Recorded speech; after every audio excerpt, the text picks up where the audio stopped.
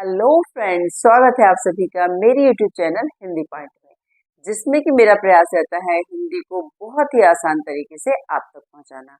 इसी श्रृंखला में आज मैं लेके आई हूँ प्रयोगवाद।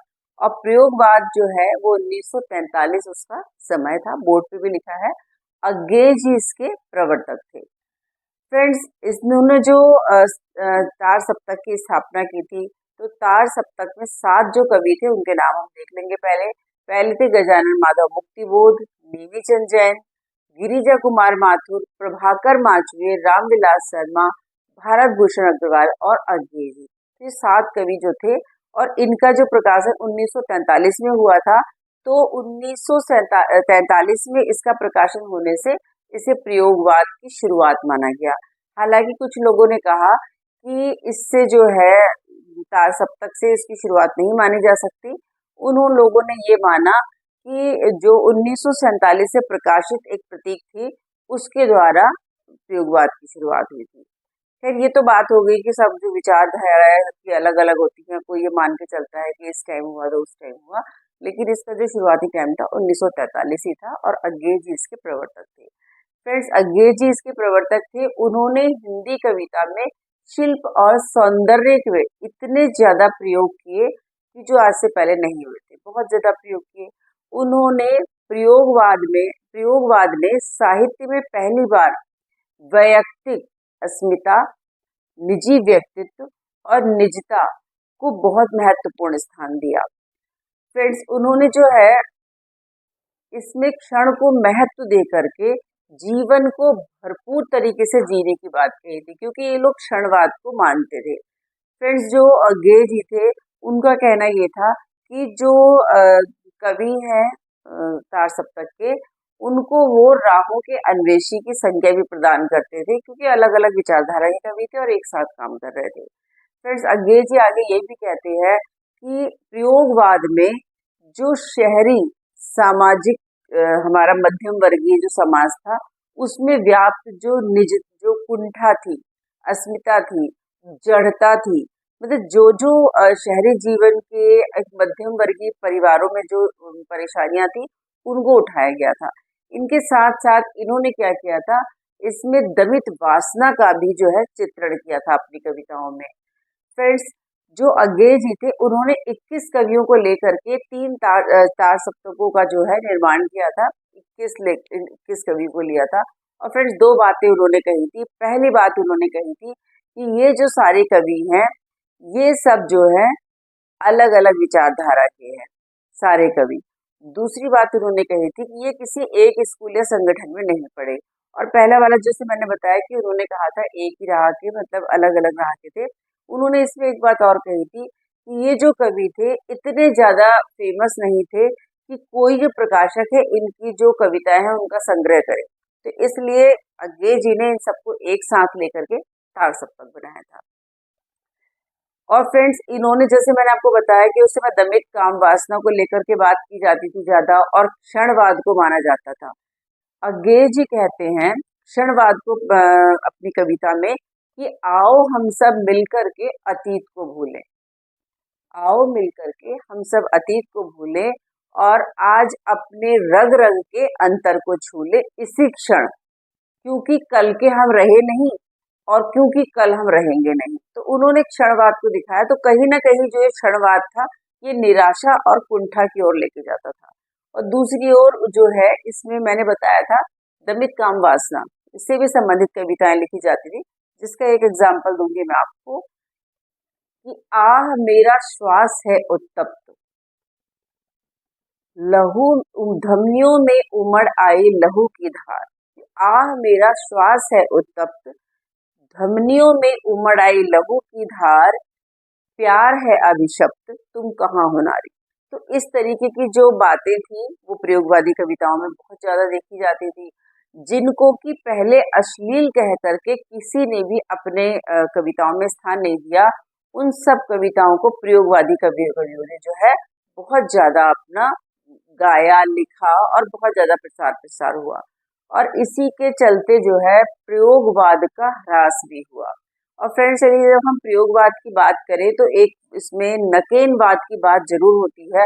नकेनवाद से पहले अभिप्राय आप लोग समझ लीजिए। नकेन का मतलब है 3 कवियों के नाम के पहले अक्षर, और ये ऐसे कवि हैं जो कि एग्जाम में इससे संबंधित प्रश्न आते ही आते हैं। नकेन है तो न से नलिन विलोचन शर्मा, क से केसरी शर्मा और न से नरेश शर्मा। तो नकेन का अर्थ आपने समझा। तो ये लोग कहते थे कि हम जो है विशुद्ध प्रयोगवादी हैं, मतलब हम जो 3 लोग हैं हम ही प्रयोगवादी हैं, अपने आप को प्रयोगवादी कवि मानते थे। फ्रेंड्स, उस समय जो था, जो कविगण थे उन्होंने नए नए प्रतीकों और उपमानों का प्रयोग किया। जैसे उन्होंने नए प्रतीकों की अगर मैं बात करूं तो उन्होंने बोला था प्यार का बल्ब फ्यूज हो गया। दूसरा उन्होंने दिया था ऑपरेशन थिएटर सी चुप, सब ऑपरेशन थिएटर सी सब काम करते हुए फिर भी चुप। तो इस तरीके के उपमान और प्रतीकों का भी उस समय चलन होने लगा था। तो फ्रेंड्स, इस तरीके से आपने जो जानकारी जानी प्रयोगवाद में, और प्रयोगवाद में ज्यादातर जो बात उठाएगी उसका जो विषय था वो मानवीय कुंठाएं और जो दमित काम वासना थी, और जो मध्यम वर्गीय लोग थे शहरी, उनके बारे में ज्यादा से ज्यादा इसमें काम किया गया। और इसमें जो है मानव जीवन के जो सुख दुख जो संवेदनाएं हैं उनका ज्यादा वर्णन किया। ये समझा आपने प्रयोगवाद को। चलिए अब देख लेते हैं उनके राइटर या लेखक कौन थे और उनकी रचनाएं क्या क्या थी। देखिए यहाँ मैंने लिखा है प्रयोगवादी कवि और उनकी रचनाएं। यहाँ देखिए कवि लिखे अज्ञेय जी, और यहाँ पे मैंने वो खास खास उनकी रचनाएं लिखी हैं जो अक्सर एग्जाम में आती है। मैंने कलेक्ट करके पूरा कलेक्शन इसका इकट्ठा किया, उसके बाद मैंने लिखा। तो मोस्ट इम्पोर्टेंट है, इसको जरूर ध्यान से देखिए। देखिए पहला है हरी घास पर क्षणभर। ये जो इनकी रचना है अक्सर एग्जाम में पूछी जाती है। भग्नदूत, अरि ओ करुणा प्रभामय, ये भी उनकी बहुचर्चित रचना थी। आंगन के द्वार पार, इत्यलम, इंद्रधनुष रौंदे हुए, कितनी नावों में कितनी बार। फ्रेंड्स, ये जो जितनी भी मैंने रचनाएं लिखी हैं ये सब रचनाएं एग्जाम में आई हैं और रिपीट हुई हैं कई बार। फिर देखिए भारत भूषण अग्रवाल का जागते रहो मुक्ति मार्ग कागज के फूल, ये अक्सर एग्जाम में पूछा जाता है। उगता उतना वह सूरज है ओ प्रस्तुत मन, तो ये जो थे भारत भूषण अग्रवाल जी के थे। गजानन माधव मुक्ति बोध का, ये बहुचर्चित उनकी रचना थी चांद का मुंह टेढ़ा है। इसमें हमेशा जो है ये जो उनकी रचना है प्रश्न पत्र में आती है, किसी भी रूप में आ जाए। फिर है भूरी भूरी खाक की धूल, ये भी इम्पोर्टेंट है। प्रभाकर माचवे का है स्वप्न भंग, अनुक्षण और तेल की पकौड़ियां। फिर गिरिजा कुमार माथुर नाश और निर्माण, ये भी मोस्ट इम्पोर्टेंट है। धूप के धान, शिला पंख चमकीले, छाया मत छूना, साक्षी रहे वर्तमान। तो ये जो कविताएं और रचनाएं हैं ये जो थी गिरिजा कुमार माथुर की थी। नेमीचंद जैन की क्या थी, विभिन्न पत्र पत्रिकाओं में कविताएं इनकी प्रकाशित हुई थी नेमीचंद जैन की। चलिए अब देखते हैं रामविलास शर्मा। रंग रूप, ये प्रयोगवाद से अधिक प्रगतिवादी कवि हैं। जो रामविलास शर्मा थे ये प्रयोगवाद से कहीं ज्यादा प्रगतिवादी कवि थे। वो मैंने इसे ब्रैकेट में लिख भी दिया है। और ये जो है मार्क्सवादी समीक्षक थे, ये मार्क्स को ज्यादा मानते थे, उनके जो समीक्षक थे। और फ्रेंड्स, जो मैंने ये लिखे थे 7 कवि, 1 2 3 4 5 6 7, ये जो 7 कवि हैं ये कवि आपको ऐसे भी याद हो जाएंगे।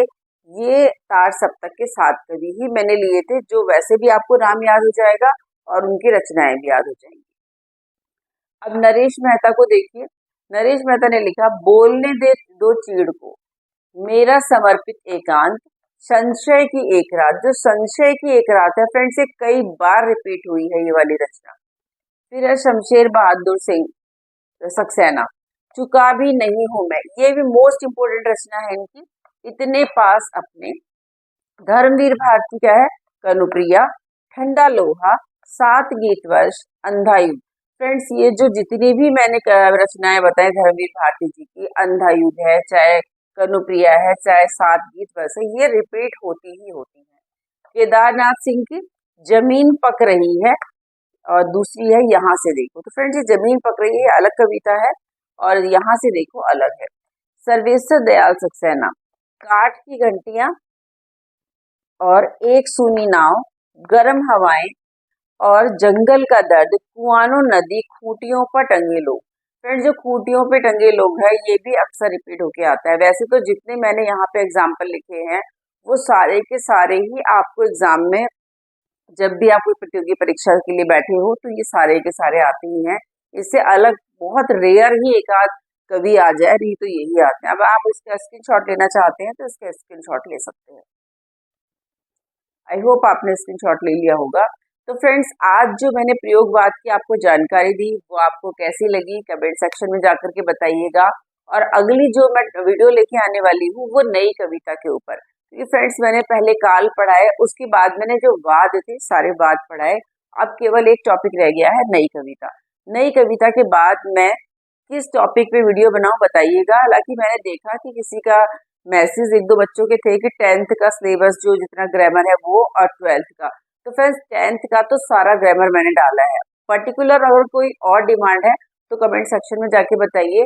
और 12th के लिए वो लोग किस तरीके से मेरी हेल्प चाहते हैं, किस टॉपिक पे चाहते हैं। अगर चैप्टर को मैंने एक्सप्लेन करना है मैं तब भी कर दूंगी, या फिर जो 12th क्लास का ग्रामर है उससे कहते हैं तो मैं वो भी एक्सप्लेन कर दूंगी। तो फ्रेंड्स, मिलती हूँ आपसे अपनी नई वीडियो के साथ। तब तक के लिए जय हिंद, जय भारत।